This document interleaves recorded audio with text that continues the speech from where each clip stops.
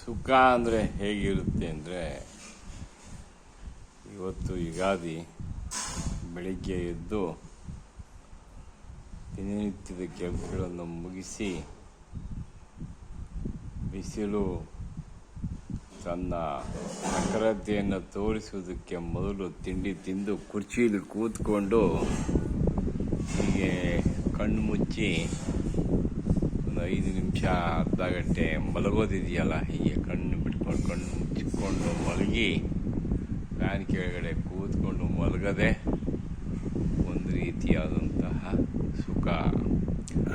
ಅದು ಹಳ್ಳಿಯಲ್ಲಿ ಈ ರೀತಿ ಎತ್ತರವಾದ ಹಂಚಿನ ಮನೆ, ಬಾಗಿಲಿಂದ ಗಾಳಿ, ಮೇಲುಗಡೆಯಿಂದ ಬೆಳಕು, ಕಿಟಕಿ, ಫ್ಯಾನು, ಕುರ್ಚಿ, ಸೋಫಾ, ಹೀಗೆ ಕೂತ್ಕೊಂಡು ತಿಂಡಿ ತಿಂದಿದ್ದೀನಿ. ನಿದ್ದೆ ಹೆಚ್ಚು ಕಡಿಮೆ ಆಯಿತು, ಮತ್ತೆ ಪುನಃ ಎಚ್ಚರ ಆಯಿತು.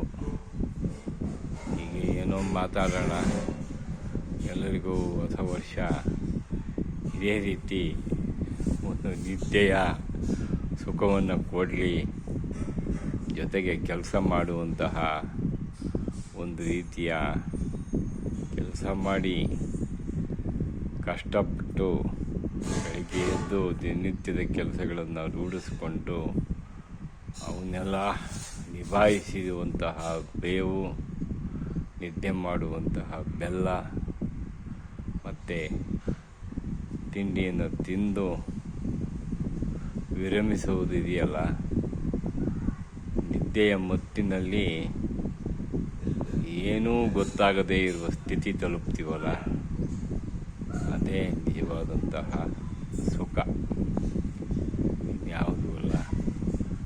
AC ರೂಮಲ್ಲ, ಕಾರಲ್ಲ, ಬಂಗಲೆಗಳಲ್ಲ, ಅಥವಾ ಇನ್ನೇನೇನೇನೋ ನಮ್ಮ ಸುತ್ತ ಇರ್ತಕ್ಕಂತಹ ಏನು ಸುಖಾಸೀನವಾದಂತಹ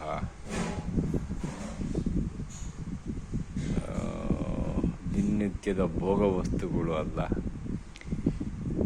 ಕೂತ್ಕೊಂಡ್ರೆ ಹಾಗೆ ನಿದ್ದೆ ಮಾಡ್ತೀವಲ್ಲ, ಅದೇ ನಿಜವಾದಂತಹ ಸುಖ.